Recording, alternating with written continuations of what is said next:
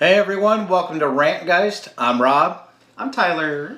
And here we are again, another episode. Look, we're not taking months on end to do episodes. Yay! Alright guys, so it's been a little bit since we've seen you. A few weeks, I believe. Everything in the world seems to be going to shit. So it's not a good idea. But hey, here's the cool thing. We are having a special guest today. I'm excited about it. Are you excited about it? Mm-hmm. Are you? Are you feeling sassy? Mm-hmm. Are you feeling salty? Mm-hmm. Oh! Wow. Oh, okay. Wow.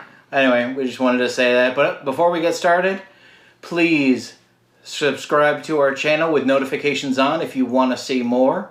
And if you're feeling really randy, you can like the video and comment. That way it helps us with our content and we know what you like and what you don't like. Ooh. And if you don't want to do that, well, go fuck yourself. Wow. So, anyway. So without further ado, we have a really good friend on today. He has his own tattoo shop here in Cape Coral, Florida. He is Lucasfilm certified to do Star Wars tattoos. He is a frequent member of Ink Fusion, among many other cons. Always out and about, Star Wars Celebration, among many other things. He is a musician aficionado, Oh my God. as well as playing and singing, and he's kind of a dick too, so please welcome Mr. Kelly Rogers. Knock everything. Think thin. So think then. Think that. You gotta go on the same diet I do, man. What's that? Keto, bro. Oh, keto? Yeah. I try it. I do. I try. I mean, that's And- what I'm loosely on. Hey, dude. But you know what my problem is? What is Is that I have no willpower. it?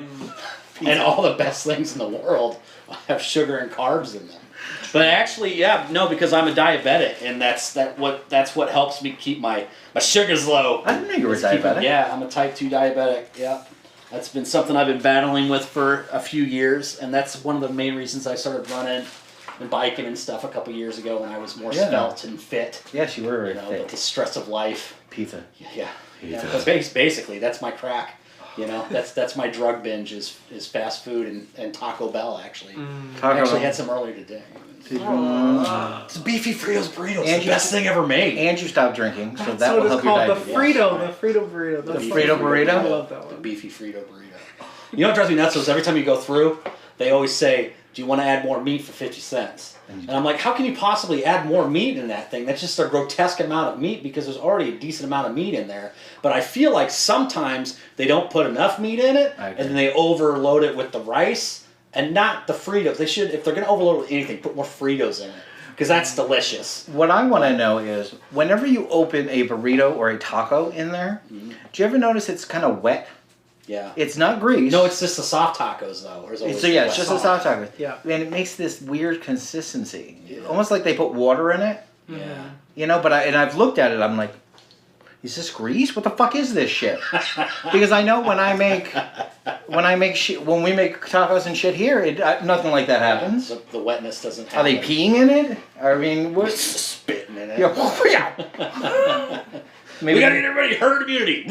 or maybe they have a dog in there. Maybe, And yeah. here, look this. Right. What the I fuck? don't know what it is either. It's but that's the thing with especially most things on the menu at Taco Bell, Crunchwrap Supreme, you know, the double decker tacos, the beefy, the crunchy gorditas, where they put the thing, the beef Fritos burrito. Is that a technical term? Mexican pizza, you have to eat it as soon as you get out of the drive-thru, you gotta park a car and you gotta start eating it. Or and that's the thing too is I don't even consider Taco Bell Mexican food. It's just amazing fast food, right? It's just good. It's its own little thing that I love. It's my favorite.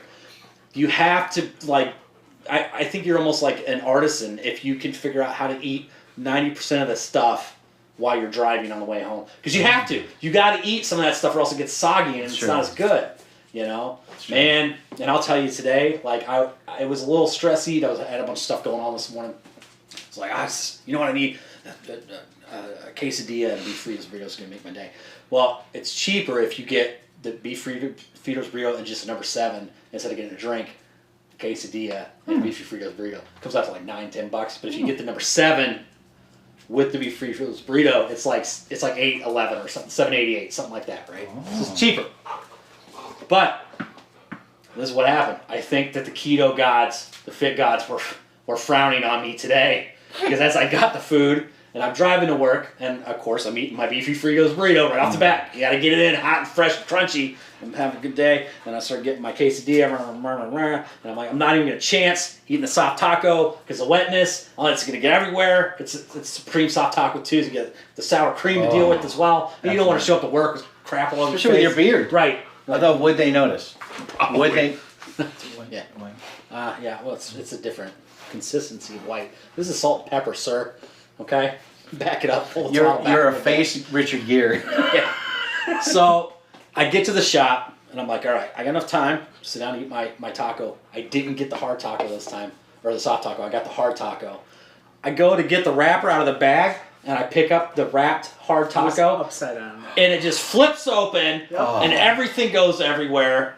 And I mean, it just looked like a mess. I looked like a messy person. And I was just like, God damn it. It's like an open-ended wrapper. It doesn't close. I just felt like somebody was like, you fat fuck, you don't need that. You had enough. You don't need. You've had enough. You ate the quesadilla. You ate the beef Frito. Even when I pulled up, and it was funny because there was a car in front of me, Right. and like they pulled up to the thing to order, and then they just drove off. And I'm like, that's strange. And I pulled up, and they said, "Sir, our carbonation thing isn't working for our soda, so you can't have a soda." No Baja Blast. Yeah, you can't have a soda, you fat fuck. I'm like, okay, cool. I'll have an iced tea, unsweet, please, because I'm already sweet enough. That's my little joke that I always say, because I like unsweet iced tea. So dad. Yeah, very dad jokes. I'm the king of dad jokes. And so they were trying to set me up for failure. They were like, you don't need this right now. You don't need a root beer or a Diet Pepsi. You don't need this fat food. Don't eat it. You don't. And they tried, and then they double whammed me with the taco flopping open. Anyways. And that's our show.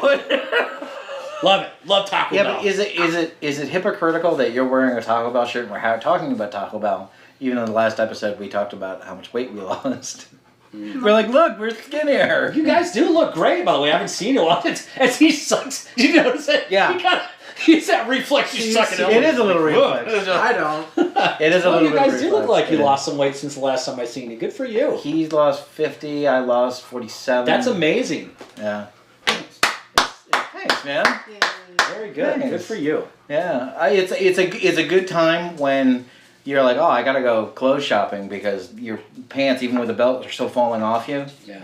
You know what I mean? Like I couldn't wear this for the longest time because my man boobs. Right. Apparently nobody told me, Rob, you had man boobs. Right. By the way, you have a gut that's so big you could take on an entire school of children. Right. Nobody said that. Ooh. Yeah.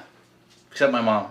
And you don't see it because you look in the it's what do they call body dysmorphia? Yes. When you look in the mirror all the time, you like no matter how fit you get, you always look at yourself like a fat turd. I knew that I was fat. Right. And we were over at his sister's house the other day, and his parents are down. And his mom's like, oh, I remember when we went out to dinner last year at this restaurant, we should go here again. By the way, look how fat you are. And she shows me the picture, and we look massive. You're like, why didn't you say anything? That's what I said. Why didn't you say, whoa? Right. She's like, what am I going to say? Did you guys go to dinner that time last year? Was it at a dinner they took the picture? We went out to that Mexican restaurant, Monacros. I love that place. But did anybody say, hey, get a salad? No. Fucking assholes, right? They don't speak English. Oh, stupid. I just don't know.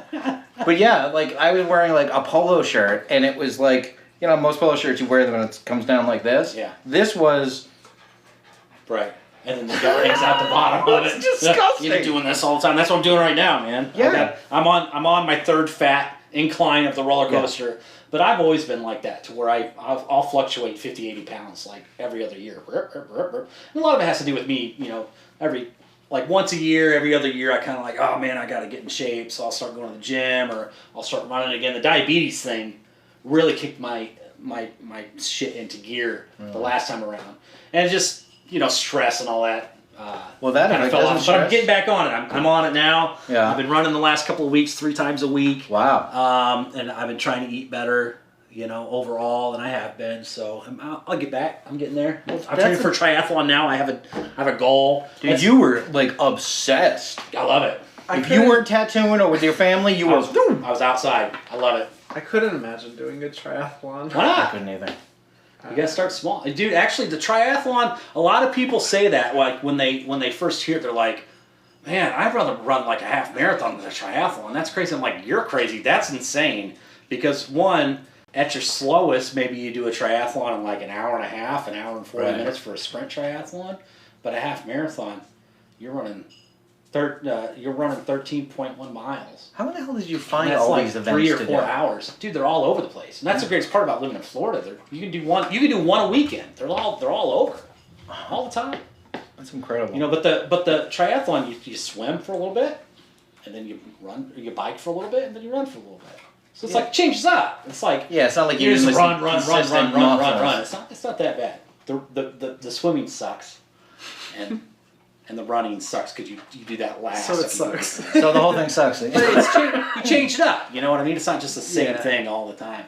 The furthest I did was my sweet spot when I was in shape was doing the half marathons. I really enjoyed that because it was just enough to where it felt like you did this amazing thing and you didn't like beat yourself up too bad. I did a full marathon one time and it was like the worst fucking thing I've ever done in my life. It was horrible. It was miserable. Miserable. Just the heat. Mile 17, I was like, F this. I'm done. I don't want to do this, but you have no choice. And you're on the course. If you have sponsors, it's like... Yeah, you can't stop. You got to keep going. Yeah. You know, it's horrible. Like, I was running in with, like, I stopped at some stations and got, like, ice bags, like, duct taped all over my ankles and my legs. That's awesome. And it was just, like, it was horrible. And you slept for 24 hours afterwards. I couldn't sleep. It hurt. Everything hurt for like 3 days. I did just like smash food. That's the one thing that's like you burn. I think in my marathon I burnt like 3,200 calories. So you can eat anything. Yeah. And so we went to this big. It was up in Jacksonville. It was for breast cancer. It's called the Donna Marathon Weekend. It's a great event. It's a great marathon. A lot of fun. And they have a lot of cool things going on. But my trainer's friends all live up there, and so we would stay up there for the weekend. We go up there and they'd make us dinner the night we got up, and then the next morning we wake up and go do the marathon. We come back and they have this huge party for us and just all this food and like, dude, there's no guilt. You know what I mean? 'Cause you just ran for 6 hours. Yeah. What do You just eat anything you want. And your body's going to continue burning for even longer. Just beer and burgers and just chips and everything, and then you just pass out on the floor just like, God, beer. It's been it's so great. long. I know, I miss it. I haven't had beer. I haven't had a drink in almost a year now, and it wasn't. Wow, man! Congratulations. Well, That's awesome. no, don't congratulate For me. what? The diet. They Oh said. yeah. We A lot we of were. carbs and beer. He did. Well, and the sugar alcohols. Right. Yeah. Well, he did a ton of research on the keto shit, and then we were trying to make a decision on doing it. I think it was like a Friday night. We went to the liquor store, and I got some like Jim Beam Black, and he got some rum or whatever. And so we were having some drinks and blah, blah, blah, and we're like, let's fucking do it. Let's fucking do it. We're gonna do this. We're gonna lose this weight. We're gonna get healthy. And we just bought all those giant bottles of liquor, which are still on top of the fridge. And the next day we started it. So I haven't had a drink since. And there's then. some you can have straight, like vodka and Yeah. rum, but I don't want to just have it straight. No. So. You know, like vodka cranberry. Do you like the sugar-free cranberry? I don't There's like little any. cheese, I don't but- like vodka. I'm a beer guy. Yeah. That's Me too. You know, draft beer, bottled beer, as long as it's not like Natty Light and Bud Light, that fucking piss in a can. Right. It's just nasty. Yep. I have people like, oh, you're such a beer snob. I'm like, why? There are wine snobs. Right. Well, and nowadays there's so many amazing beers out there because of the microbrewery fad that just swept over Everywhere. the nation. Everywhere. And it's there's some great breweries just even locally that make some great stuff. And I used to be a pretty strict, like, I just drink Guinness. Yeah. I drink whiskey. You know. Ultimate Irishman. Yeah. But you know, over the last few years, just like, I don't know, I'll try that, I'll try this, you know. I've grown quite fond of a lot of IPAs and even a few sours. You know, there's that brewery right behind the shop called 8 Foot Brewery. Heard about that. That place makes some great sours. It's kind of more like a fruit wine kind of beer, but it's pretty good. That's a nice clean drink to have. It is. It's You know? refreshing. I used to say I will never, if I have to go out to a bar, I won't get anything less than Yingling. Right. Anything less than that. if they have Newcastle, I'll go for Newcastle. You know, if they go for other stuff, depending on where you go. You know, like there's a particular bar that you and I like to go to, and we have a friend that owns it. We're not going to say the name. Why can't we say it? Well, oh no, I guess we can. Why couldn't we say it? Well, I never asked his permission. I'm sure. Yeah, Rackham Billiards, Rackham Spirits and Times. Andy, Mr. Andy Gray. we love you, Andy. He loves shameless promotion. Are you kidding me? If you said that you were gonna plug that, he would. If you open this curtain, he'd be right there with that yuck guy painted on his ass doing cartwheels. You know, you say that now, and if I had thought of that ahead of time, I would have set that up. That would be awesome. Yeah, they got a pretty decent beer selection. I don't know. I love all the remodeling he did. Yeah. The place Well, is they've done even beautiful. more What? now since the whole pandemic thing. Really? Because he closed St. Patrick's Day weekend, March 18th, and they've been closed just up until this last Friday. I sent him a message because I know him in general, and he's Great guy. He's a great dude. Yeah, he's one of my and best he is a friends. worrier. Yeah. You know, it's like us. So I messaged him. I said, "Hey, man, you know, I'm thinking about you. I'm worried about you. I know it's really hard right now. Everything's shut down. Blah blah blah." He's like, "Thank you for checking on me." Blah blah blah blah. I hadn't talked to him for quite a few months, but I was just so worried because that place is so awesome, and he's kept it going. He's created a music scene for this area, you know, and he's given people a safe. I want to say more of an establishment. It's not really. It's less of a bar, more of an establishment. To go to. You know, it looks good, it feels good, the energy in the room is always good, and if there's any of those schmucks that cause crap, I usually run to tell them, but... Well, you know, I mean, 10, 15 years ago, it was definitely like the dive bar. Oh, yeah, not anymore. But he's really cleaned it up, and I kind of like to brag a little bit and put it on my shoulder that I was heavily influencing him to go the live music route back in the day. Good. When I was playing with Swamp Gas and we needed a place to do our metal shows. Always fucking forget that. Yeah. You realize how many shows we've probably played together? Probably. And didn't even know it. Yeah. Back then... I didn't even know I was probably playing a show at the time. Probably I was not. Fucking I blasted. remember most of that band being blasted. Yeah. I was in a band called Dark Paradigm back then. Okay. I was fronting that band, and I played with Swamp Cat a lot. Yeah, I miss it, man. I mean, at some point in time with that band, it was like, is this band ever gonna die? You know, we were gonna be those weird, like old, like fat old, like bald, you know, white beard dudes that won't give up on the dream, and they still are. I know. Chris still is playing. Chris and Rich are still playing together. Of course, Brian moved to Colorado, so he's not with them anymore. What's his name from Soapy Tuna is going to do another record. Yeah. You hear about that? Going. Yeah, that's crazy. It's crazy, some of these bands that, you know, this area has always had a pretty decent music scene, and it's always been on the cusp of being something really great and different genres, and then right when it's about ready to get there, it always seems like either a venue falls apart or something kind of drama happens in the scene or something like that, but...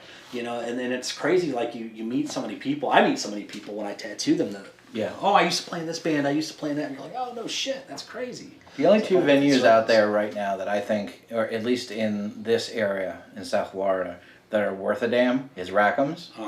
Best sound system. Best sound in this area. From Andy's place. From Tampa to Miami. Yeah, and Hal's doing a good job pushing local. Hal Tattoo, another awesome dude. Yeah, Hal's amazing talent as well. Guy. He's no Kelly Rogers. That's right. No. Sorry, Andy. But, no, Andy Gray's done a great job with that place. Yeah, man. It looks beautiful. And from what I've heard, I haven't got to pop my head in there yet over the last couple of months, but me and Andy were hanging out a little bit here and there through the shutdown. And I know he was up at that bar every day doing something. I'm not surprised. They were doing something because he can't sit still. He's dedicated. Still, so it's going to be a great place. And he couldn't play soccer, which I'm sure killed him. Yeah. Well,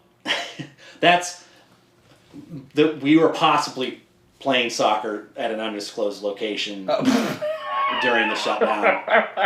It was crowd control. It was just me and him, less than 6 people. It was fine. We were keeping 6 feet apart. But there's nothing wrong with that. No. But he needed it. Anyways, yeah, great place, great. Now music. you're also, since you are a musician and you write music as well, you are in a Irish band.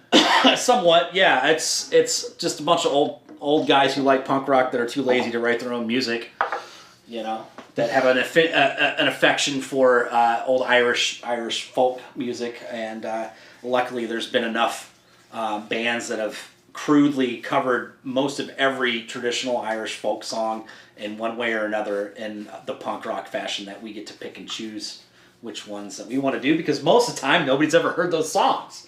So they're like, oh, that's great. It's like, oh, the Pogues did this back in '89, but yeah, we're doing it now. Will you be covering Sinead O'Connor?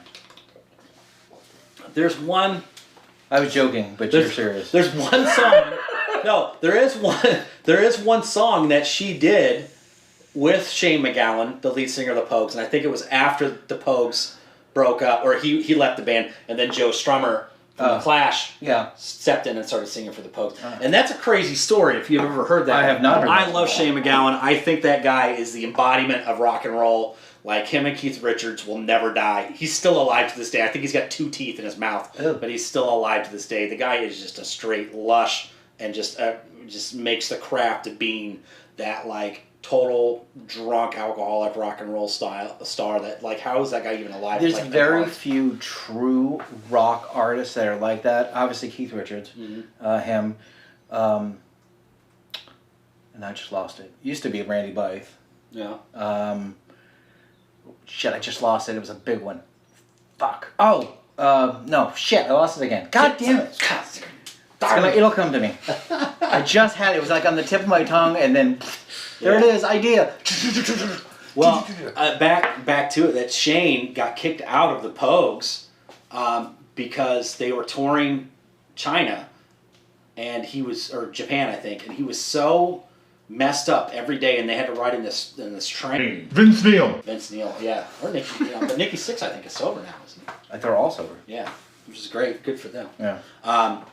He was gonna step out of the train, and he missed the step. He was so drunk and fell face first, about a 6-foot drop onto the side curb of the train, smashed his face, and I've lost more teeth that way. And the band was like, dude, that's it, you're done. Like, we can't do this anymore. Like, we're just watching you die. We can't do this. Wow. And then he formed Shane MacGowan and the Popes, and he did a song with Sinead O'Connor on some kind of like a variety show over in England, somewhat. And it was a great song. But then Sinead O'Connor ratted him out for banging up in the green room, and like it destroyed his reputation. And because I guess like heroin wasn't very chic back then. And it was a big mess. But isn't she dead? I don't know if she's there. I think she's dead. Give it a Google. Let's just give that a Google one of these days. Who knows? Who cares, right? I'm gonna. I mean, she's really not that important. Well, but every human is. Yes. All lives matter. I didn't say that, but I do say that humans are no matter what creed or religion or race or political view, it's very important. I agree. Human life. I love that Tyler's saying nothing. Yeah, I gotta tiptoe around that. You know what? I just said that she's alive. Yes. There you go. Okay, congratulations, Sinead O'Connor. We all thought you were dead and you were still alive. I could have. For you. Now there's a few things like that. You can go into that Mandela effect shit, right? Like, I could. What do you mean that you could have sworn she was dead? Yes, there's been a few people in the last like 7 or 8 years. Andy Griffith? That's it. I could swear to you that I was at work and I looked up at the TV and there was a news thing going on that he was dead. I remember seeing it on the internet. I remember seeing it, and then all of a sudden it's like, oh, he's going to do another Mary Poppins movie, and I'm like, but he's dead. But he's dead. How's it? I know who you're talking about. You're talking about Dick Van Dyke. That's it. Yeah. I'm sorry. That's it. That's it. Okay. Yeah. Dick Van Dyke. Great. And I'm like, what? Yeah. What? But he's not the only one. There's been a few of them that all of a sudden. There was one I saw the other day. Yeah, they put out on the news that certain people died, but then they go on social media and say like, "Hey, I didn't die." Yeah, but that never happened with Dick Van Dyke. Okay, I'm okay. You guys watch Schitt's Creek?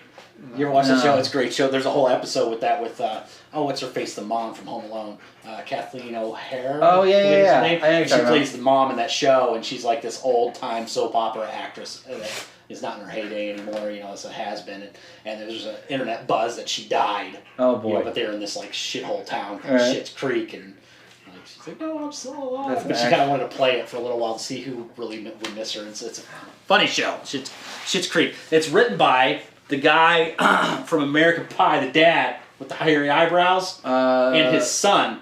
Hilarious duo team. I can't remember their names. I can't.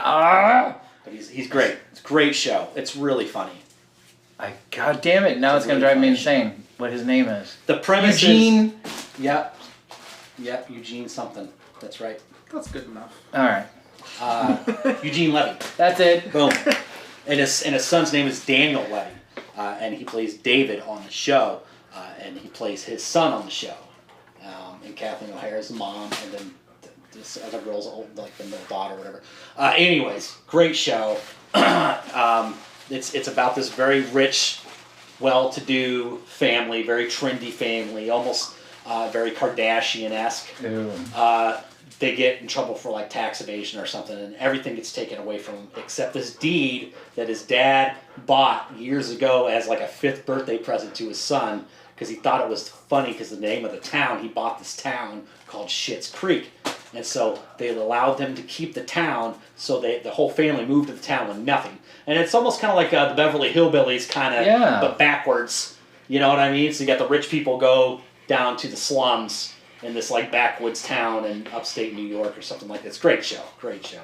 Chris Elliott plays the mayor of the town. Oh my God, Chris Elliott. Yeah, it's very funny. You know, his career blew up and then he disappeared. And then he came back for a little while, then he disappeared. It just keeps going back and forth, back and forth. Well, he's been on some shows. He has been on stuff. Wasn't he on Earl? Yeah, I think so. I think he was on that show. Obviously, one of his most famous roles was... You're so excited. A Strong Hand, scary movie too. Yeah. I fucking love that. I die every time I watch that movie. Yeah, it's a good one, man. But yes, anyways, yes. You guys have like a Two Bears, One Cave vibe.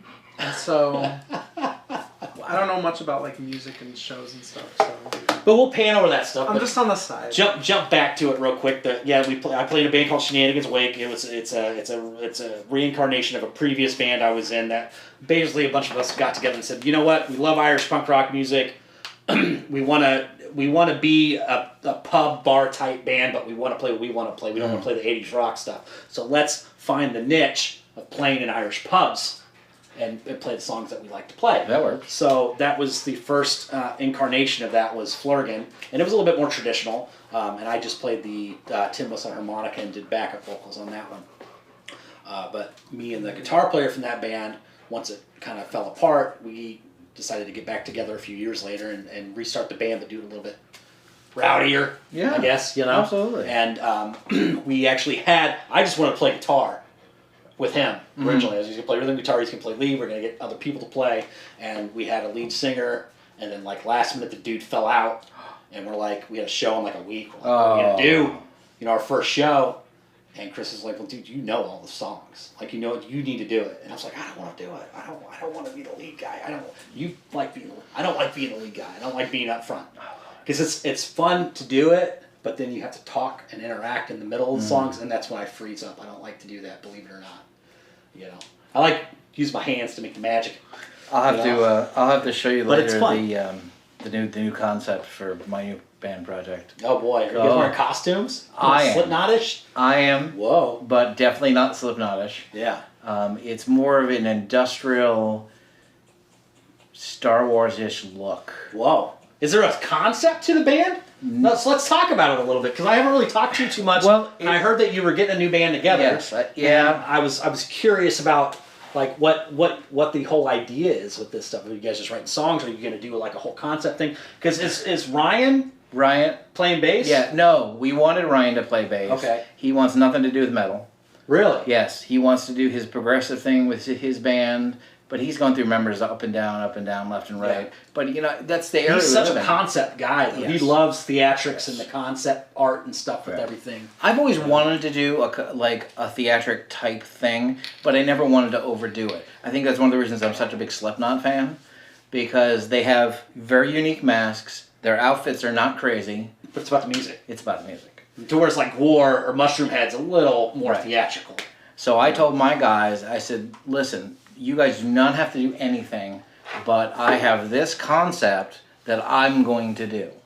And we can take it and run with it in any direction we want, but the music portion of it is kind of like, how would I describe it? I always like pick particular bands and then say, oh, it's like a cake with this layer and this layer. John Denver meets Slayer. No, it's a music joke and I don't get it. Well, Mr. Sunshine on my shoulder. but any of the metal bands that I name, you know them because I play them for you. Sure, but Slayer. I don't know what he said. Okay. An old country guy. That's an old country folk Basically what we want to do Country Roads. You ever heard Country Roads? Yes. That's John Denver. Rocky Mountain High. We want to take our influences and literally let it influence us and not throw us in a genre, not throw it in anything. If we're excited to play it, then that's what we're keeping. Okay. Period. We're going to completely play from the heart. There's no fighting about getting each other's parts in. There's no this, there's no that, there's no crap. I actually have a middle school teacher playing rhythm. Okay. He's a straight out player. But when we started the writing process, he's like, well, let's try this and change this and move this here and Ray. I don't know if you know Ray. Yeah. Okay. Big Ray. Big Ray. Yeah. Amazing guitar player. We both looked at each other and looked at him. We're like, oh yeah, we made the right choice because he just like fit. Cool. You know what I mean? And Ray and I are big writers. My last album, I wrote 50% of every instrument, all of it, but I don't know how to play. It's all in my head. How do you write it? It's in my head. You just go. Bah, bah, da, da. This is what I want you to do. Go. Pretty close. But Isn't it funny though? How that's how like a lot of songs are written by bands. They just sit around and they make the noises of the instruments with their mouths. Like it's never like, okay, I wrote this riff and this is how it goes. Right. And they're like, wait, but it goes like ba ba ba ga ga ga ga ga. No, it goes ba ba ba did it ba ba Right. ba ba ba did a ba shaboosh. And that's Bob Rock all the way. That shit right there. That is Bob Rock. But we wanted to. There's specific bands that were heavily influenced by, like In Flames, Machine Head, Slipknot. Some of the guys are old school Slipknot. I'm all Slipknot. Everything they put out, I don't care. Hi, Jaja. Someone wants to be in the frame. Yes, she does. She always does. What was it? Oh, some of them were some death metal here and there and shit like that. Oh, what? She's gonna kiss you. She ain't afraid. So tell me about the concept. You say like some kind of sci-fi-ish. Well, I'll tell you about I can't really. I'm trying to keep it all down. Top secret. I'm trying to keep it all down. Let's move it. Let's move it. I'll show you later and explain it later. And most of the people in the music industry don't even know that I'm doing anything right now. Oh well, then Yeah. never mind. This was a dream that he had. Yeah. It's just that it doesn't exist at all. Doesn't exist. Because I feel like if I talk about it heavily to a lot of people, it's gonna fail. Something's gonna happen and it's gonna fucking fail, and I don't want that to happen. But anyway. Sorry, my apologies. No, you're good. This is the world we live in. We are part of AI now. Completely, we're cyborgs. We never go anywhere without our phone. We're always on the phone, using it. Yeah, I mean, I say it all the time, like, dude, and I'm sure that you guys agree with me on this. Is that like social media just like hurts my brain so much. I hate it. I hate it with a passion. I wish I didn't have to have it. Yeah. I have like fantasies about deleting all of my social media. Oh, I do too. And just being like, hey, what's going on, man? You know, like what's going on in your life? And then my phone like ringing, be like, hello. You know, Oh, just, hi. like, talking to people. Right. Flip it up. Yeah. But right. the problem I is, would love it. But I make so much. Like that's how I book all my clients. There's a lot of 90% on Facebook Messenger. there's a lot of people that are going away from social media, but there's also a lot of people that use it for so many different things. Like you use it heavily for the business. You know, when I'm doing music, I use it heavily for the band. But that's how I find out about Star Wars stuff, and that's Right. how I find out about news. There's definitely some good things to it for sure. I can definitely see you rounding up some people and having a cage ball at your shop to do the raffles. Yeah, right. Yeah. Okay, we're doing it on Saturday, the 12th at 2:00 p.m. Show up at the shop and we'll do it. Yeah. Who's gonna upload it to Facebook? Because I don't have it. That would be great. Because now it's just virtual. Yeah, analog raffles. Oh, you know what you need to do? Speaking of raffles, I have another contest going in the What's Star that? Wars group. Okay. That I always miss them. it's the pinned at the very top. Okay. It's the first post. It's the 40th anniversary Empire Strikes Back T-shirt. 40th. And any of the Star Wars fans out there, if you would like to join my Star Wars group, it's called Star Wars Family Worldwide. Which is funny because I was actually talking about this today to my client because I messaged my client last night and I said, hey, listen, I don't know what we have planned. Usually when these people come in, they come in as a family on Sundays, and I tattoo like 4 or 5 of them, some little tattoos, maybe sometimes they get big tattoos. And it's like, I got to get done at a decent time today because I got a lot of stuff to do tonight. And so and they're like, fine, that's cool, whatever, because they book like every other Sunday with me. They come in. Jesus. So they were like, well, what's going on tonight? And I said, well, I'm going to dinner. Me and my girlfriend are having an awesome dinner this evening, so I got to make sure I'm done with that. And I go back to tattoo. I'm like, oh, wait a minute. No, and I was also supposed to go do this YouTube show. And it's this whole Star Wars thing. And they're like, oh, well, that's really cool. What are you going to talk about? I was like, yeah, no, it's going to be cool. And like, I wasn't playing down because I wasn't excited about it, but I was just like, I didn't know how this was going to go or what it was really going to be about. And they're like, well, that's really neat. What are you going to talk about? I was like, I have no idea. What? Just kind of shoot at the hip when I get there, I guess. And they're like, okay. And I said, well, this is the deal, is that these guys, I've known them for a long time. How I met them personally was we were at the first, what was it? The Force Friday. The Force Friday. The first Force Friday. I couldn't remember what they called it. Wait in line to get all the new Star Wars stuff that was just coming out with The Force Awakens before the movie came out. And I met these guys, and I met this girl, Elaine, and they were great people. She's moving back by the way. And awesome! Summer. That's cool. Good. And they just started this Facebook group, and it was Star Wars Family.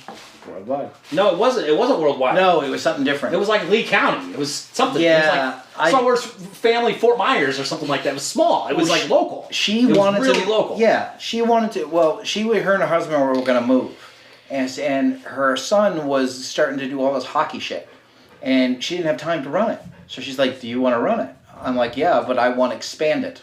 Right. I said, "I want it to be." Well, I don't think he had a choice because it just started like they're just so many people from all over want to become. And I think the reason why is because you guys do such a good job moderating it and keeping it positive and keeping it somewhat clean and making sure that there aren't like the shitbag fans on there that are just super negative and callous. You know, it's one of the few groups of Star Wars out there that has grown to the size that it's grown now, which is Thanks, man. that has stayed that way. And that's awesome. Yeah, that's really cool. So yeah, and I was just kind of walking down memory lane with my clients today, talking about that. It's like, man, this has been going on for a long time. This Star Wars family thing, and it's explaining how it grew is kind of cool. It's kind of cool when you look back at stuff like that. It's weird. Well, we'll message each other back and forth, Elaine, and she'll be like, I can't believe it. Well, like we had a period of like months where we were getting 4 or 5 people a day. That wanted to join, and I. Well, now you got I approve everybody. Actors in there, like actual people that are involved with Lucasfilm and the Star Wars. Yeah, and the 501st. Yep, I got a bunch of 501st members. And that's surprising that you can keep them on a positive page. It is without talking so much baloney. Yeah. They are sometimes the most callous fans. One of the first ones was the guy that's helping me get into the 501st, and he is I don't know if he was born from heaven, but I don't think he has a mean bone in his body, Eric. And he's just an amazing human being. And I met him because he was my customer when I worked in automotive. And then it kind of branched out from there. But after Rogue One came out, I had such an affinity for Death Troopers. They are so cool. They are so the coolest, amazing. And I mean, even the Last Order troopers are cool. Yeah. But still, Death Troopers. Death Troopers. So they're the best. They don't miss. They don't miss. No. Not even a. Oh, I'm gonna go. I'm gonna go. And the best color scheme ever, black and green. Oh. It's just the best. Oh, overkill. And the warbled fucking like scrambled voice things. There's a video you need to see about I'm that. curious, like what is that? Do they speak their own language? Or are they? No. Or it's like a coder. A coder. They can hear what each other's saying in the helmets. Okay. Which is a great theory buster, by the way. Right. Because my older son actually said this when we were watching The Mandalorian. He was like, because there's that one scene in one of the first couple episodes where he's going back to get the child, Baby Yoda. I still call him Baby Yoda, and I know it's not Baby Yoda. I'm not a dummy. I know, but that's what we call it, and I'm calling it Baby Yoda. I don't like the child. I think it's silly. We call it Baby Yoda because it's cute. All right, but he's going back to get Baby Yoda, and he goes into the Empire little hideout. Yeah. And he's sneaking around, and my son goes, "This is so stupid." And I'm like, "What do you mean?" He goes, "The Mandalorian can hear everything that they're saying and where they're at because they're talking and their speakers are so loud in their helmets." And I was like, "Oh, Death Troopers, it's scrambled the decoder." Completely, the vocoder is completely scrambled. The officers, if they're wearing an earpiece, can hear what they're saying. Most of the time they don't. They just give them direction. But it's mainly the Death Trooper squad that they can hear normal, like we're talking. But when it comes out... And we actually have a member that was in Rogue One as a Death Trooper in Star Wars Family World. His name is Victor Botha. He was in every single scene in that there was a Death Trooper in Rogue One. Nice. And he played a specialist and the regular one. Some of the biggest, most iconic pictures of Death Troopers are him. Okay. In fact, there's one right over there on that wall. That's so funny because it's like nobody will. It's the perfect thing if you don't want to be attacked by fans. Right. Because nobody will see your face. I've tried to help him. He's trying to get his manager's an ass and is not putting him into stuff. And I've been trying to get him into other stuff, but I'm a nobody. Right. And he's like, listen, you can say you're my personal assistant. You can say that you represent me. Whatever you want, whatever it takes. Yeah. I said, all right. I tried to get him into Celebration. I've tried to get him into cons. Nobody. Well, maybe that's something that we need to have a conversation about later on. Maybe. Because I could, I know people. I would love to have him. Yeah, he owns, do you know what bitlong is? It's some sort of a spice and like a jerky that in England. Bitlong? Yeah, I think it's called bitlong. I almost had a dad joke. Just by the jerk of the knee come out, and I'm not gonna. Sorry, Victor, if I'm saying it wrong. But yeah, that's his main thing. He and his wife run this company. Like, I don't know about bitlong, but I'm an Irishman, so I know about a bit. I'm pretty don't bite. It's too long. Hello.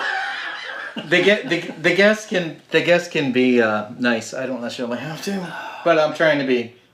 So yeah, we'll have to have a conversation about that later. Because just being through Infusion, I've been able to meet a lot of people behind the curtain and out in front of the curtain too. He's so nice. Oh my God, he's such a nice dude. And we do a lot of like cross promotion stuff with a lot of the celebrity guests at a lot of shows. Yeah. And so the more interaction that we have with those guys, the better. Yeah, he's got a whole setup. He does do cons in different countries. He's got a whole backdrop that's got his pictures, and I have most of the pictures on my phone. I've got pictures of him getting dressed in his armor. I've got ones without his helm when he was in Iceland, in the very first Death Trooper scene. Him with some of the other Death Troopers. Beach. Yeah. That's on the bucket list. I'm gonna go see that. Oh, make that list. It's long. I have a list going of every single real world location that Star Wars has used. That's my bucket list. Nice. I want to visit every single one of them. Honey. Actually, and I mentioned this to him, I think like 6 months ago, I said, when we renew our vows someday, I want to do it in front of the Lars homestead in Tanzania, which is Tatooine. Oh, yeah. You saw it at the end of... I thought you were going to say Scarif Beach. Oh, well... If you guys do it, if I could come... Yeah. And if you even like try to do a little bit of a Star Wars theme going on with it, can I be the guy in the hot pink like shorts? Yes. With the he just died, right? That Yes. I heard he was an amazing person too. Yeah. And he helped, I guess, George with some decisions in the movie apparently as well. That's what Mark Hamill said. No joke. Yeah. I mean, that's just insane to me. I told you. I wish I knew his name. but I don't know his name to give him a proper like tip of the cap. But Yeah. some of the funniest things and just in the background. Pink shorts guy. Pink shorts guy. Pink shorts guy. He was Also, the boom mic holder. I thought it was cool. Like speaking of old stuff like that, how like the Mandalorian. It's a great show, and I can't wait for the next one. It's going to be the next couple installments of Star Wars. It's going to be really cool. Ahsoka. Yeah, Ahsoka. I'll get there. I'll get there in a second. I'll get there in a second. We're going down this direction. I love how the Mandalorian, Jon Favreau and Dave Filoni, I mean, are just such great contributors to Star Wars fandom and lore.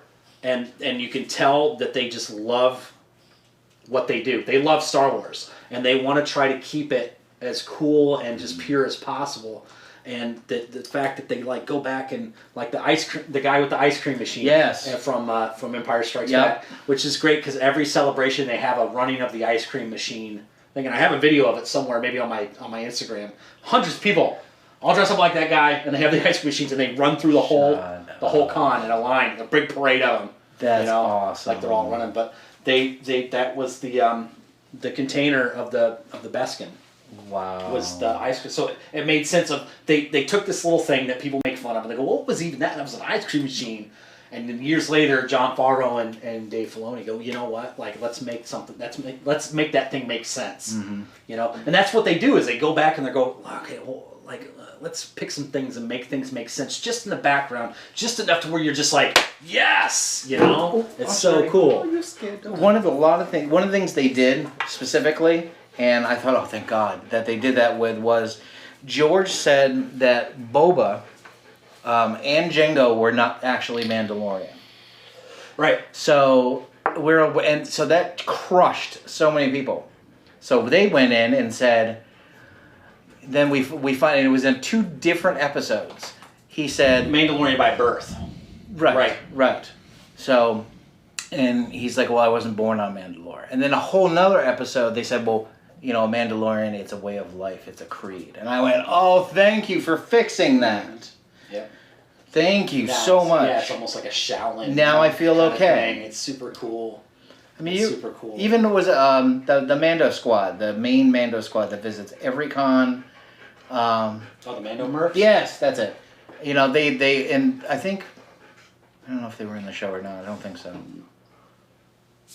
I know the 501st were all the standard stormtroopers, New Hope Stone. Those were all 501st members. Yeah, in the last 2 episodes. Speaking of which, I was talking to. That's another thing I was trying to do for Victor. Was somebody snuck a peek of a couple of Death Troopers before season 2 came out, and one of them I thought was Victor. So there's going to be Death Troopers in season 2? Well, not season 2. I'm sorry. When they first started filming season 1. Oh, okay. I'm sorry. But you didn't see it. Was there Death Troopers? There was the pictures that came out. And so they scrapped it? Like no, it's pictures. Yeah, there's like in The Mandalorian. Yeah, it's like the last 2 episodes. Interesting. I didn't notice that. Yeah. I did notice the Flame Trooper, which was kind of new, and that was cool. Oh yeah. I think it was in that episode. It was in that episode. But I really thought that they weren't going to bring them back because that was like Officer Krennic's little private squad. But it wasn't. That's the thing. And then when everybody died on Scarab, there was no more Death Troopers. They were gone. It says in the Rogue One book, you know, the one that Pablo Hidalgo does for every movie. It says that they guard all the head officials like Tarkin, like Why Vader, did you never see them in any of the other episodes? Because they were invented.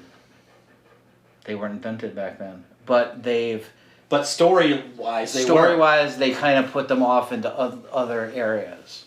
You know what I mean? Oh, they were here doing this, or they were here doing this. That's the same thing they did at the end of have you seen the last season of Clone Wars? Yes. Okay, thank you. All right, I can say this now.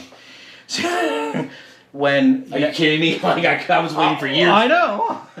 That's my favorite piece of Star Wars cinema out there. Is We'll go to Rebels in a minute because Rebels. I love Rebels. We finished Clone Wars. We finished Clone Wars. See, I'm on season 2 of Rebels. I haven't watched it yet. So we're watching it. Oh gosh. Right. Okay. Well, but you've seen the final season of the Clone Wars. Be careful with what we say. So you've seen that where Anakin was, where Obi-Wan was, where Ahsoka was. Right before the Order. Right. When it happened. And it was literally during Episode 3. They talked about how Obi-Wan went to Upatau to take care of Grievous. Mm-hmm. How Anakin went to Palpatine's office. Ahsoka escaped with Cody. Rex. And then Anakin or Vader found her saber. At the end, oh my God! I'm gonna say that sometime. I remember that. I want to say that's sometime before New Hope, or after A New Hope that scene took place, because the snowtroopers are there, and obviously the first time we ever saw snowtroopers was in Empire. Yeah. So I'm thinking maybe it's in between those two movies. Yeah, maybe. You know. Maybe. I mean, it's definitely after. Oh, it's definitely after. I wouldn't put any stock of it being before or after A New Hope. It could be either one, really. You know. Whoa. Thunderstruck! Oh, anyway, what I was trying to say was I was trying to help when I saw the pictures of the Death Troopers, and I immediately messaged Victor and said, Victor, are you in this? He's like, whether I am or whether I'm not, I can't say. So I'm like, fuck me. So I had to wait till it came out. So the episode came out. Oh, man, that's rough. He didn't even know they were going to have Death Troopers. And I said, Lucasfilm and Dave Filoni didn't contact you? He goes, no. I said... That's a shame. I thought of anyone that they would. They would have. Right. Well, all the guys that were Death Troopers in Rogue One were all ex-military. Every single one of them. Really? Yes. And Victor... That's interesting. I want to say Army. I'm sorry. He was in some military. He has... Yeah, he's been overseas, tours, the whole deal. So his big Is thing... he American? No. He's he's South African. Okay. But he lives outside of London. Okay. But his big thing is why are the heights of all the Death Troopers, off, and why aren't they with that military precision stance and the shooting and stuff? And they came out with it later, and I explained it to him. It was because at the end of that war, finding new soldiers was almost impossible. So they couldn't be picky. They couldn't get them all to be 7 feet high. Right. You know what I mean? They didn't have the same training that they had before. There was no more academy. There was nothing. Right. So that's why it was. And my big thing was like, dude, you need to fire your manager. Yeah. Why are you not in that? Yeah. You were in every scene in a Death Trooper in Rogue One. You are the OG Death Trooper. Why are you not in this? So he's like, I don't know what I'm going to do. And I said, why don't you call Lucasfilm? I said, or call Colin, what's his name, the director. Maybe he can call Filoni. I said, you need to get back in there. Yeah. You know what I mean? And that's the only way that's going to happen. Why didn't you do the voiceover for the Death Troopers and Rebels? Right. You know, when that. I know, babies. Do we have to change the battery? Soon. I was just thinking. You got a red blinky light. That means it's on. It just means it's on. That means it's recording. So if it's not, then that's a problem. Yeah, it's a problem. And we did that actually with one of our episodes. You go like 30 minutes and you're 30 like, minutes. Oh, shit. It's actually Lost been 50 minutes. Has it really? Yeah. New batteries for the win. Oh my god. That's good. Before I forget to say something, tell them where they can hear your band and music. Are you on YouTube? No. This is the thing is that Nothing's so recorded? we all it's all cover songs. So it's So like you can't why would we record us playing Flocky Molly songs? Oh, that you can't either. Yeah. Copyright issues. I mean, we've danced around the idea of making some originals. I have some originals that I've done on acoustic, just myself. That, but I don't know if it fits the band yet or not. But right now, unfortunately, our main guitar player, he has COPD and asthma. Oh man. So he's really sketched out about Susceptible? playing. Yeah, he's of the underlying health conditions. He's right up there. So he's really sketched out about playing anywhere in public. He's really sketched out about even practicing because coincidentally, our fiddle player is a nurse and he's in the COVID unit. So he's like, no offense, bro, I love you, but I don't want to be in the same room with you right now. So until we get a vaccine, we're probably not playing. Wow, that sucks. Dude. Yeah, it's rough. So what are you going to do musically? Anything? I've just been sitting around, belting out on my acoustic. I'm really into kind of like the punk folk singer stuff right now. Tim Barry, Laura Jane Grace acoustic stuff. I'm a huge fan of. Okay. Chuck Reagan from Hot Water Music. Okay. Those you're types out of there. guys. Red City Radio, the lead singer of Red City Radio, does some really great acoustic stuff. I don't know. I just like those guys that have those real gruff, almost Bruce Springsteen-y style, like, because they've just been drinking and smoking for forever. They just got that really rough voice. Like Lemmy. Yeah. It's just them and an acoustic guitar, and they're doing these kind of punk rock anthems, but just on acoustic. That's really cool. It's very cool. I love it, because it's very broke down and gritty and real, and it's a lot of fun. I've tried really hard to get into punk, and I've never been able to do it. And yeah, it's definitely, I don't know. But that one band you got me into, I just can't stop. Clutch. Oh yeah, well they're not really punk. Well, no, they're not Good punk. jam rock, heavy rock. Yeah, I mean, and I've had friends that were into them. Roll. But if you notice, year to year, as you get older, bands that you were kind of like, Yeah. back in the day, you listen to them again, you're like, oh yeah. Right. Yeah, Clutch is one of those bands. Yep. Machine Head was one of those bands for me. Yeah, Machine Head's great. Oh, I fucking love Machine Head. I can't even stop. I don't know if you heard about that tour. It's not Machine Head, sorry. In Flames, Trivium, Slipknot. There's another one. I can't remember who it is. I did just hear of a tour with In Flames, and it was like, was it like a Megadeth or something? I think it might be Megadeth, actually. Yeah. Me and my buddy George Fogel was talking Oh, about my it. It's God. great metalhead, straight edge dude here in town. He's in Boy Scouting with me. He's a Oh, that's scout cool. leader, so he's a good dude. That blows my mind that you do that. Yeah, I miss it, man. I bet. But you always seem to have so much fun doing it. Yeah, All the pictures and videos you put up, or you just, It's great. I love it. It's very rewarding to the soul. Oh, and before I forget, I gotta, let me say it, because I get like this. If you would like to talk to Kelly, you're interested in tattoos, you want to see some of his work, you can find Kelly himself on Facebook for Kelly Rogers. We're going for 50 minutes. We haven't even really talked about I tattooing know. or anything. It's crazy. I kinda like it. know. It's refreshing, And his shop is called Gearhead Tattoo. Yep, Gearhead Tattoos, plural.com. I just started us an Instagram page Oh, for the nice. shop, so Gearhead Tattoo, because we just hired a new artist who's an amazing dude. I'm really excited about this. It was kismet that it kind of all came together. Okay. Wait, I think you posted the other day about him. Yeah, Blaine. His name's Blaine. Yeah. Drop Dead Tattoo is his shop up in Cleveland. He owns a tattoo shop in Cleveland. Wow. So he just moved down here because his wife got an amazing job, and he's owned his shop for 12 years now, and he just wants to kind of like pull back a little bit, spend some time with the kids because he's been working on his tattoo career for so long, and let his wife kind of enjoy her career now. So they moved down here, and he was looking for an awesome shop to continue his path on, and just by chance he ran into one of my clients and liked the work and said, "Who did that?" And it's like, "Go talk to Kelly." And he came to the shop and talked to me, and I was like, "Dude, That sounds perfect. awesome!" Yeah, it's great. So he travels back and forth. He actually's left for Cleveland today. He'll be there for a week, and then he comes back. Eventually, I think he is going to sell his shop, but he runs his shop the exact same way I do. Artist ran, booth rent. It doesn't try to grasp money out of his artist pockets. Lets them almost kind of run their own business within the shop. He makes his money tattooing. Everybody represents everybody in the shop, so you got to be on par with your skills as far as tattooing, your skills as people handling and talking to people. And we both have a lot of the same kind of ethics and morals within the industry that I'm really excited about this guy. And plus, he's an amazing artist. Yeah. Really, really great artist. So, One of the and things- he loves Star Wars. Oh. And he has a beard.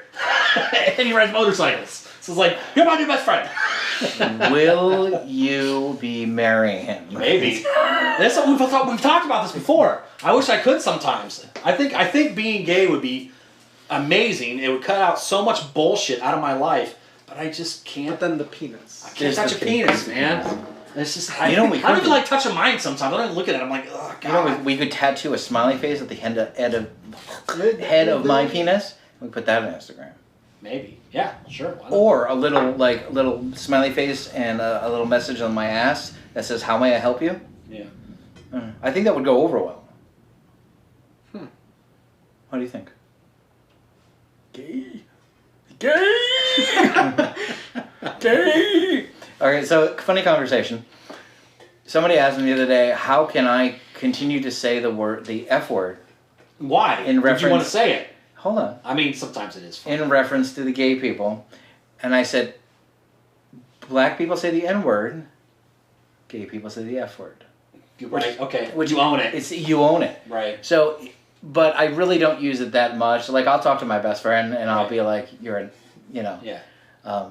Why am I'm really trying not to offend anybody. Normally I don't You even can't care. say it, right? I know. And you I'm own sure it. you already can't say have, it. so it's okay. Well, I'm trying to swear less, okay? I think you're doing a great job. This has been let's great do a so far. It's pretty good. Let's do a swearing. swear count. What do you think? Are you? You want to do a We swear should. count? When you go back, bing, bing, bing, bing, bing, Are do you a swear kidding? count. Edit in a swear count? I've been Little just number on the sitting bottom. back, relaxing, and you've said that F word like 20 times. But not the F. Not the F. Not the other F word. Not that, but no, Yeah. you swore quite a bit. Really? Yeah. I'm trying to Have we both been swearing quite a bit? Try not to. Well, he swears left and right. Well, when this isn't on, like a lot, like every other bad. word. You got the showmanship, though. That's what it is. You know when to turn it off. Yeah. I do. He's actually being slightly quiet this episode, Yeah. and I don't Well, know you why. got- I don't know why. Because I don't know anything about music Yeah, or we've been talking movies or mainly about- actors. So ask questions, I don't want to. honey. I don't care about. We talked about Taco Bell for a while. Yeah, see, I'm into Taco Bell, but I'm not into actors. I'm and- thinking Ira Gazi later for pizza. Have you ever had Ira It's Gazi? delicious. I got pinchers, and speaking of Well, that, yeah, that's- I can't stay too much longer. I got to get going soon. But real quick, what I do want to do, and I promised I would try to do this, it was not only plug the shop, which thank you very much, Oh, yeah. but Ink Fusion Empire. It's a great tattoo group that I belong in. It's right now, I think we're at about 240 artists worldwide Wow. involved in the group.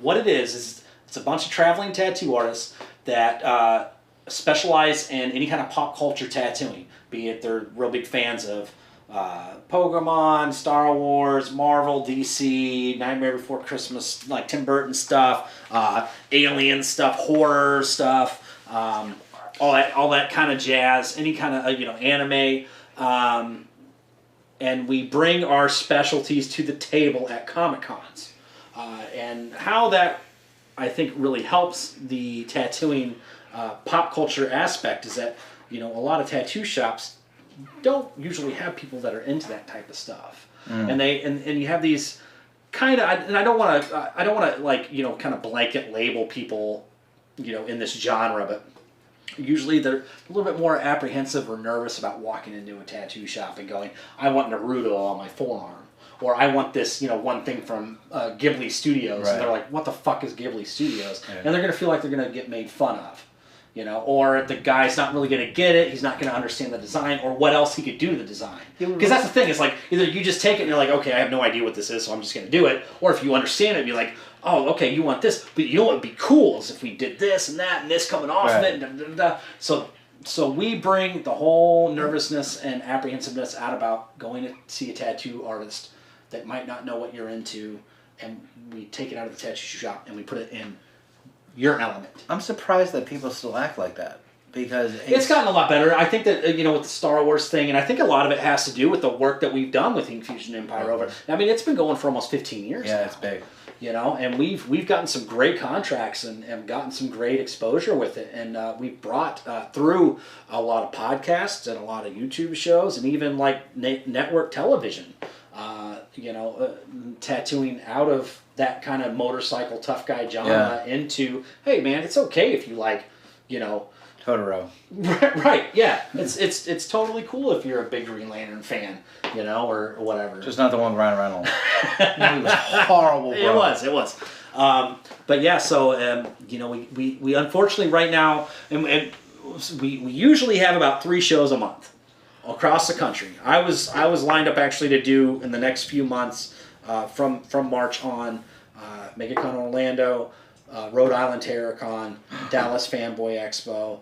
We were going to do Horror Hound up in Cincinnati, Ohio, which is a great horror themed show. If anybody ever lives in the Midwest area, you're within a day's drive of Cincinnati, Ohio, go to that show. It's amazing. And then of course Star Wars is coming up in Anaheim. And we still haven't gotten a word on it. That's still going on. That's the thing, is all of our shows have been canceled, almost all of them up until 2021, except for we just haven't gotten any word with Star Wars because I think it's such a big show and they've even canceled Comic-Con.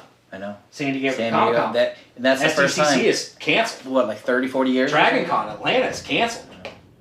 Which is surprising because that show, as far as humans, is disgusting, and I don't think it would make any difference if that show still happened or not. the horror one, Spooky Empire. Yeah, Isn't that the one that comes in Orlando every year? Yep. I think that's canceled too. As far as I've heard, it's still going on. Really? Yeah, in October. It's in October, but this is the unfortunate thing is that MegaCon rescheduled their show the same weekend in Orlando. So there's like the Sharks and the Jets, and they're have a knife fight in the alley. I'm a jet, I'm a jet, I'm a shark for the first cigarette to the last. What did I do? Come on, West Side Story. That's like one of the greatest musicals of all time. That's like one of the only musicals that both straight dudes and gay dudes can get into. Rocket Man? Oh, that movie was amazing. It's great.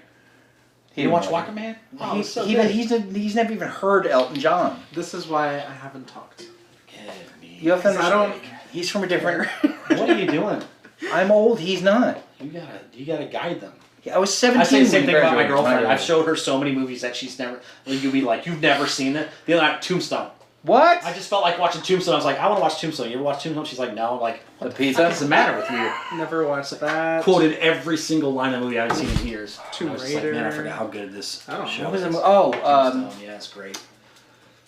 Close Encounters of the Third Kind. I want him to see that yeah, so it's a bad. great movie, man. What are you doing? Movie. What's the one I'm with sorry. Christian Slater and Roseanne Arquette? Oh. The one where he's the radio DJ? Nope. He does work at a vinyl record shop. It's not Empire Records. No, dang it. That's John Cusack. But I made her watch that one the other day. It was filmed out in Hollywood, and there's a part of it where they're at this like really cheap motel. And when I went out to do the lineup thing for the opening of Rise of Skywalker, Oh. we went and saw the Safari Inn. That's where that I hate you for doing that. was cool. I hate you. I hate you for the fact that you've been True to romance. Lucasfilm. Oh, okay. Yeah, very classic. Pulp Fiction. She's never seen. Watch it. I never- What? Yeah, I haven't. and watch it, man. Pulp Fiction is alright. There's So many classics that you gotta watch that Yeah. you would maybe understand us old men a little bit Like more. Back to the Future and. Wait, you haven't seen it? No. It's on Netflix. All of them. on I finally Netflix got him now. to see Jaws about a couple of years ago. Yeah. People under the stairs. Oh my god, I forgot about that. Oh my god, I forgot about that movie. There's a lot of movies. Like I'm trying to get him into he still hasn't seen The Exorcist yet. So I'm trying to get him to do that. There's certain horror movies I think he needs to see, like American Werewolf in London. Yeah, that's a great one. You know. Shining. It's classic. Yeah, we did saw- watch The 'cause Shining. Then we watched Doctor Sleep, Yes. Oh, which I yeah, thought was okay. even cooler. Yeah, that was a great movie. I was really pleasantly surprised Yeah. by how good that was. But yet I didn't hear a hello there once in the You movie. always kind of want to hear it, don't you? I like God love him. And I told him about the miniseries Bless they his heart. did on The Shining with the guy from Wings back in the day. Yeah. That was more like the book. It was Yeah, on ABC. Right. They had that big deal with Stephen King to do it and The Shining Mhm. and The Stand. Rip Tim Curry. He When did once he die? he died about 8 years ago, but he died badly. Yeah. Of a disease. I mean, last time I saw him, he was in a wheelchair. Yeah. Very messed He up. was really, really bad. I know Stephen King's talking about completely redoing The Shining exactly like the book. Well, that was interesting because that was always a thing from the get-go. Him and Stanley Kubrick like got in big fights about. Well, that. yeah, because they went from the beginning to the end and forgot the chunk in the middle. All the stuff that happens in the middle. And there was a lot of stuff. I respect what Kubrick did with that movie. Oh, yeah, he did great. It was amazing. It's one of my top 10 I agree. movies of all time and probably my favorite one. And it's Nicholson, for Christ's sake. It was slow, but it was okay. What is it you Well, that's the whole thing, is that it builds Yeah. this tension slowly in the movie. But that lady running, I can't stand that. That was too Shelley- much. Shelley She's Duvall. so dramatic. I thought I was dramatic, but She was. And with the bat.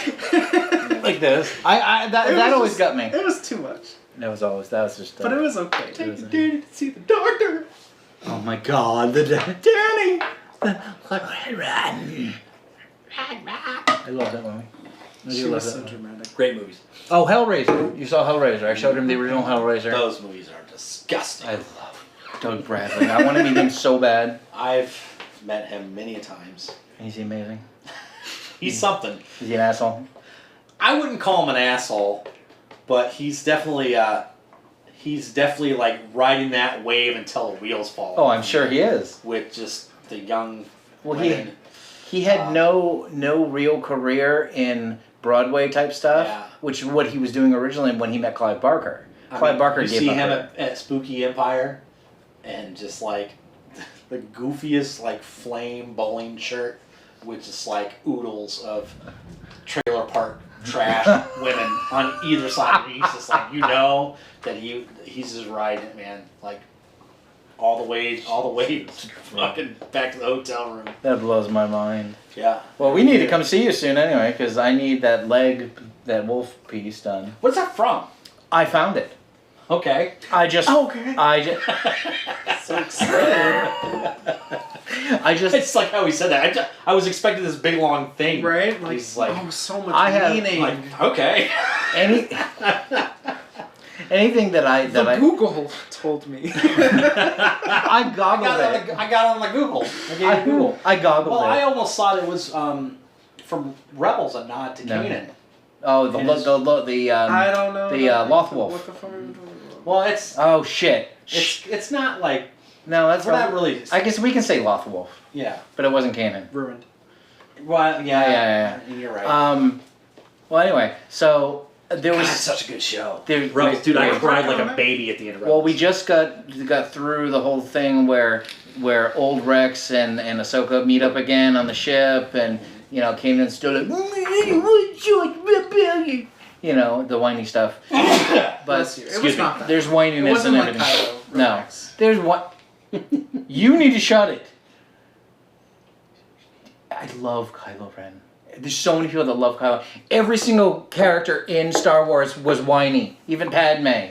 So this is how Save Liberty it- dies. Save it for the next Darn episode. dearest You see Every how- surprise. Skywalker you is see how whiny. worked up he's getting? When he was on Dagobah, you're just asking the Oh my impossible. Yeah. I can't lift that. It's too heavy. I want to go to the taxi station to pick up some cow converters. Yeah, I hear you. Yes. Every Luke was a whiner. episode you complain about this. It bothers me. Anyway, Skywalkers are whiners. They're self-entitled they're whiners. all self-entitled. Yeah. And it's because of the mother. It's because of Padme. She died from sadness. Yeah. Or, Shmi. Shmi. My son actually, he was playing Battlefront. He's getting quite good at it. Like the little guy. He was playing Battlefront. He's like, Dad, so Luke Skywalker, Darth Vader is Luke Skywalker's dad. I said, yes. He says, so that's Anakin. I said, yes. And he goes, okay, who's Darth Vader's dad? I said, nobody. And he's like, what? And I said, he's like Jesus. Yeah. Nobody was his dad. And he goes, well, who was his? You know, and I like blew his mind. He's like, Yeah. that's why he's Darth Vader. I said, pretty much. You know why they explained it already. And then he said, well, who's his mom? And I said, her name is Shmi. The name. It's just like, burp, you know, like, just dicked in the dirt. I know. Yeah. I know.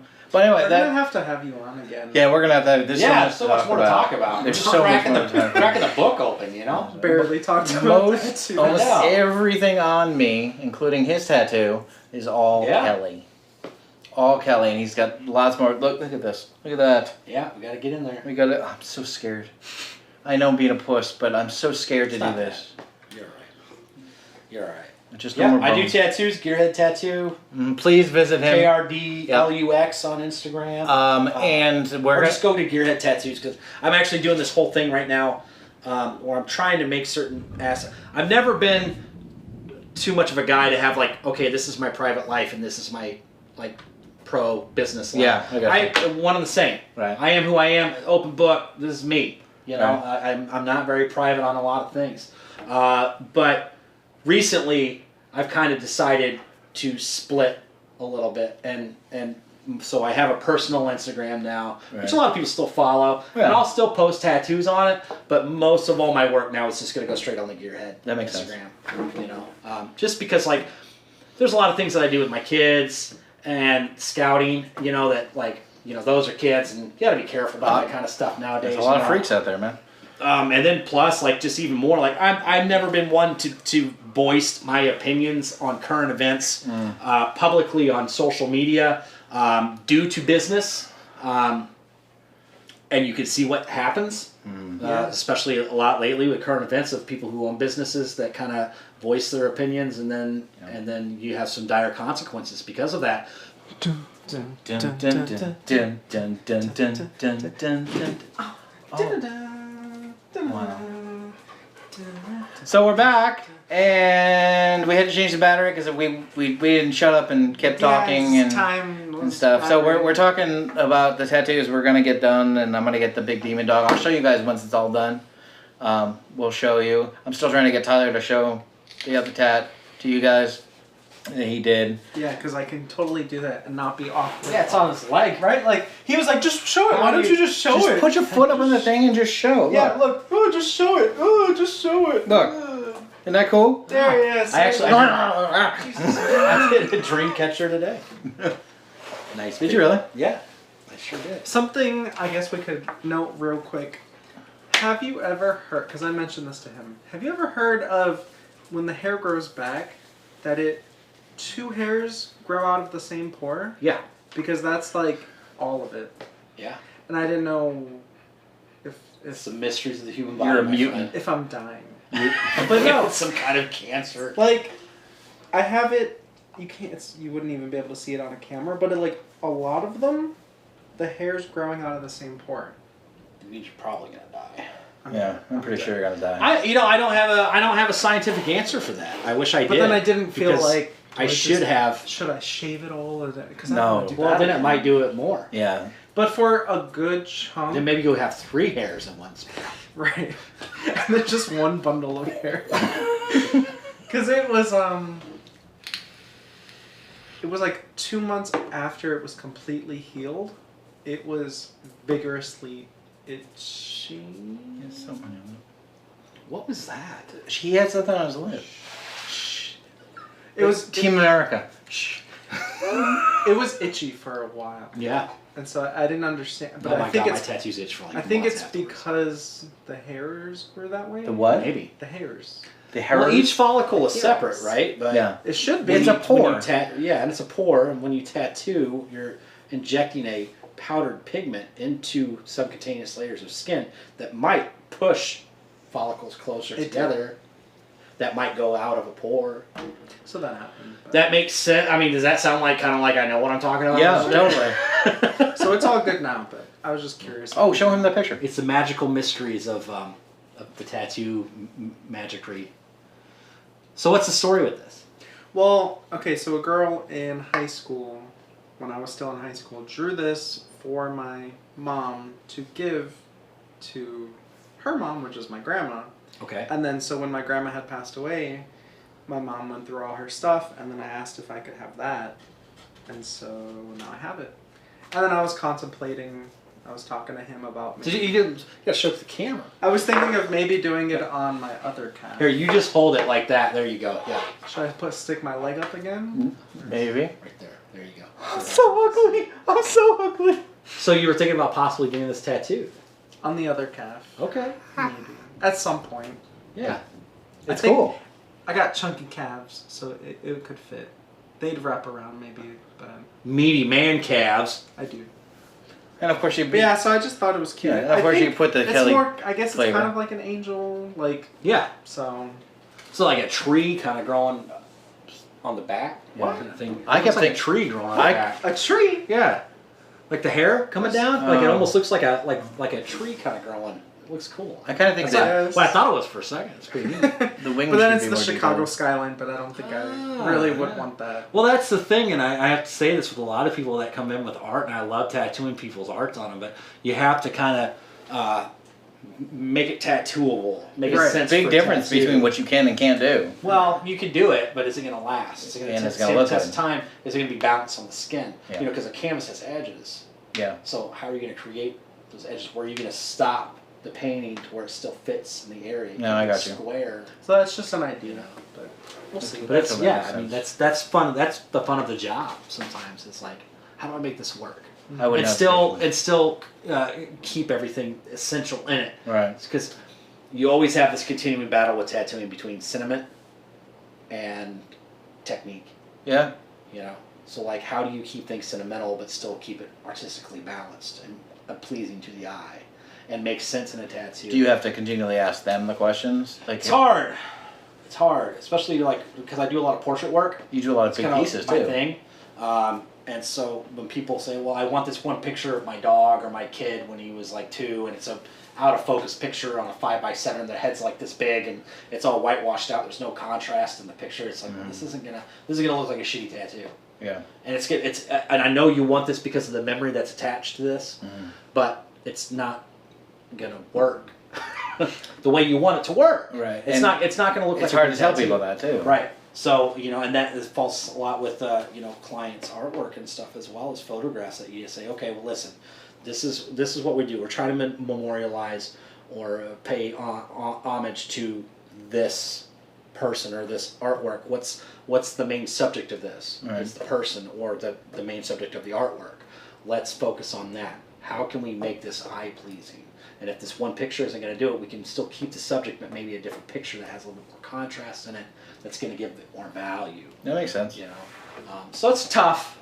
It's tough sometimes. Yeah. I battle with that a lot with like my fandom stuff too, like Star Wars stuff. Like when I did my first Star Wars sleeve, I was like, and I wanted to put everything in it.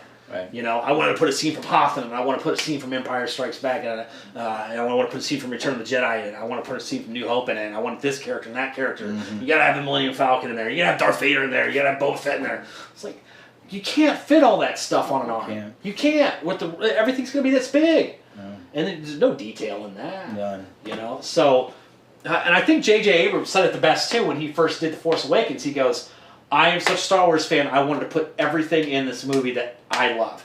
And he goes, that was the hardest part about making this movie, is that you have to separate yourself as a fan and be an artist, and what is going to make a visually pleasing movie. And it's the same way with tattoos. What's going to make a visually pleasing tattoo? Of course, I want to put every single one of my favorite characters in it. So this is what I always tell people. If they want to do any kind of fandom piece, a big piece, collage, whatever, make a list. Top 10 favorite characters, scenes, whatever, but put your favorite at the top, and then work down. And it's going to be hard because you're going to cut things off that list. But we're going to make that list of 10, and then we're going to cut it down to 5. And that really whittles it down. But the end result is a beautiful, balanced piece. It has a lot of room to put a lot of detail and value and tone in. It's a good thing I got a lot of blank canvas for you, huh? Yeah, man. So that's going to be when we do the Star Wars arm. That's going to be the big one. That's going to be because I've already considered that a lot. It's hard. A lot of shit that It's a lot. Yeah. So that's the only way I could possibly think of doing it. But anyway, you gotta go see your girlfriend. Yeah. You gotta go get some. I go get some crabs. I go eat crabs, man. Crab people. Crab people. Eat crabs. Oh, okay. Oh, and not just get crabs. That comes later. I mean, I'll eat them, and it's beard. Ew, gross. I want to see you. You need to video of like a clock on the beer. Dude, oh my god. So real quick, I gotta say this story. We take the kids out to Sanibel every weekend. And it's great. It's beautiful out there. With less people, the water's amazing. And we were looking for hermit crabs and stuff. And my son runs up and he goes, Dad, I found one. And it was a shell creature. Yeah. Flips it over. And I was like, I have never seen anything like that in my entire life. What was it? And I took it up to my girlfriend. I said, Dad, you know what this is? And she goes, you need to put that down right now. And I said, what is it? And it was a sand flea. Oh. Right? But it was huge. I mean, it was in this huge shell. And it was just like, ah. And I was like, ah. Wait, how's that go? It was like, ah. But anyways, yes, thank you so much for having me. Thank you. I'd love to come back. Yeah, Absolutely. You are welcome back anytime. Good time. Gearhead Tattoos on Facebook. Ink Fusion Empire. Kelly Rogers, Ink Fusion Empire, you said? And Ink Fusion Empire. Well, you can find that on Facebook and website. And there's a bunch of super talented artists on there that I'm honored to work with all the time. And maybe he'll make me his assistant at Star Wars Celebration. I'm just saying. I'm planting the seed just like the third time. Yeah, I was going to say, there's probably a line. Maybe. Shaja, what happened? Well, that was awesome. Shaja hit the camera, guys. Bonk. Anyway. So, thank you. Thank you, man. Hope you enjoyed this show. Yeah. And I hope you guys enjoyed this.